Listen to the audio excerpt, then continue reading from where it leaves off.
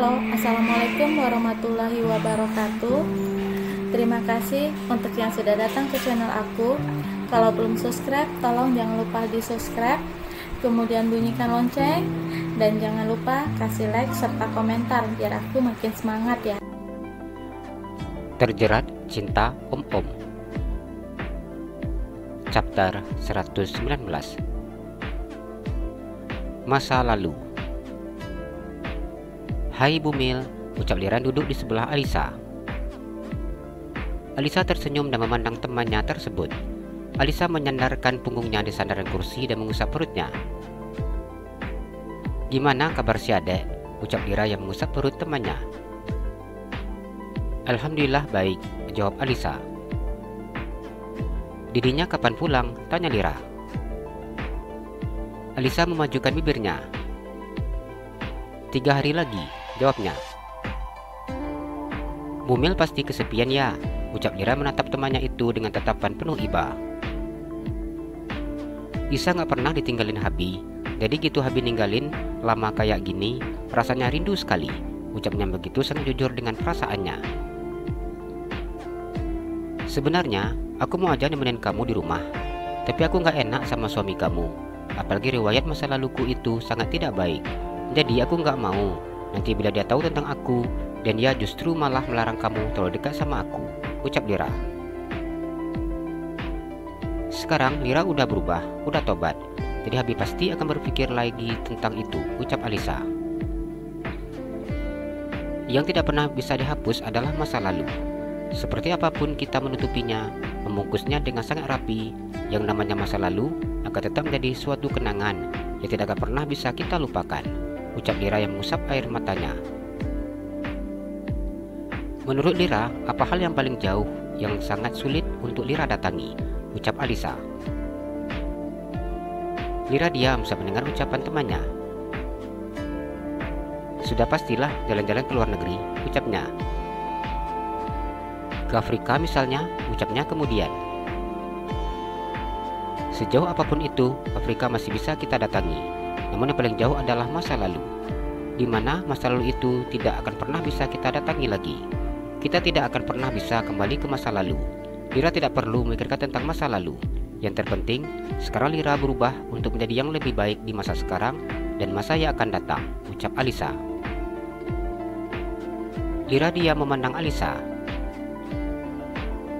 Menurut Lira, apa yang dekat dengan Lira, ucap Alisa. Keluarga, ucap Lira dengan begitu sangat ragu-ragu. Lira kemudian menggelengkan kepalanya. Tetangga, jawabnya. Yang paling dekat dengan kita adalah kematian, bukan keluarga, bukan teman, bukan orang tua. Namun kematianlah yang paling dekat dengan kita. Maka dari itu, kita tidak perlu merasa keluarga yang paling terdekat dengan kita, ucap Alisa.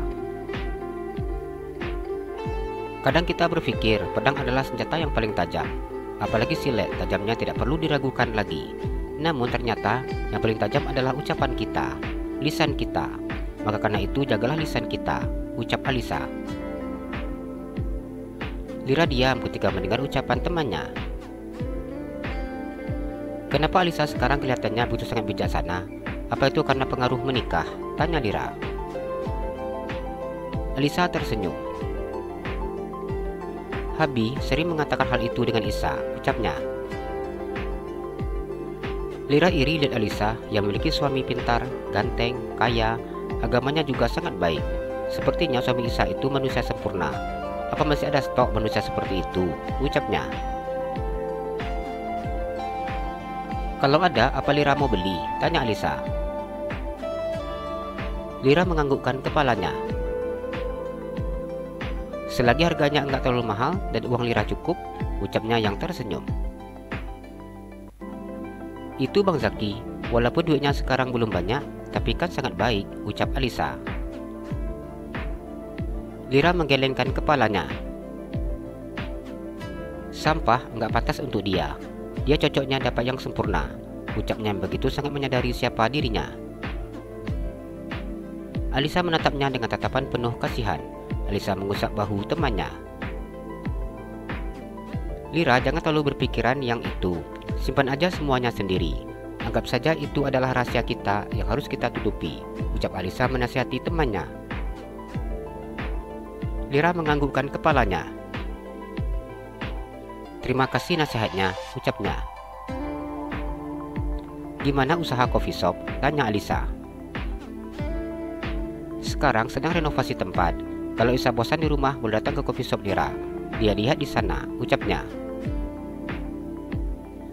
Isa pengen lihat, tapi saya harus kasih tahu Habi dulu, ucapnya.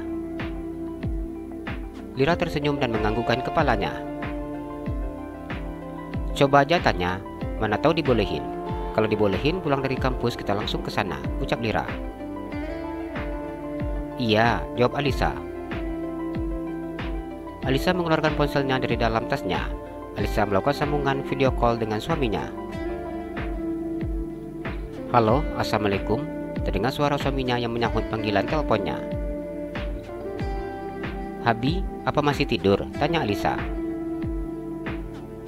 Atar tersenyum dan menganggukkan kepalanya. Di sini masih tengah malam, ucapnya. Ada apa? Ucapnya memandang istrinya melalui layar HP. Bi, Alisa diam. Ia sangat takut untuk menyampaikan apa yang dikatakannya. Ada apa? Tanya Atar. Enggak jadi, Bi, ucap Alisa yang begitu sangat takut untuk menyampaikan apa yang akan disebutkannya, mengingat suaminya ternyata masih dalam kondisi tertidur. Atar memandang layar ponselnya dan sedikit mengerutkan keningnya.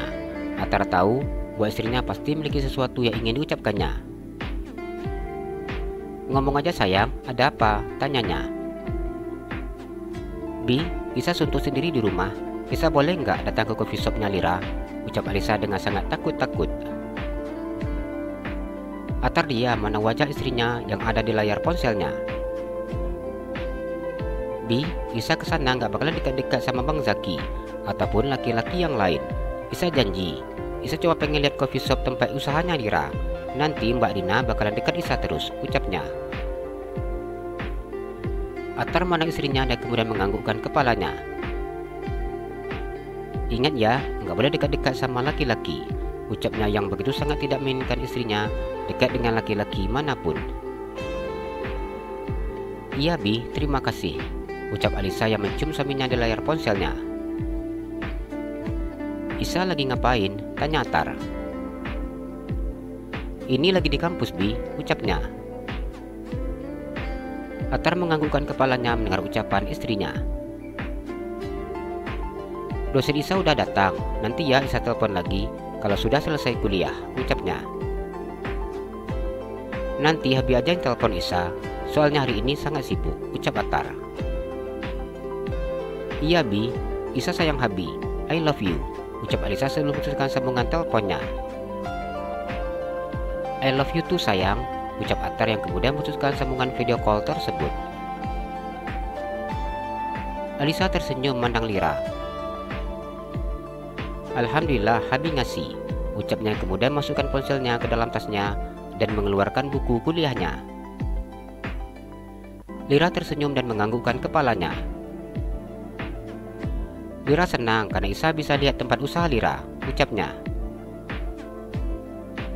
Ya udah, nanti kita cerita lagi kalau dosen kita udah selesai, ucap Alisa sedikit mengecilkan suaranya. Iya, jawab Lira yang memandang ke depan.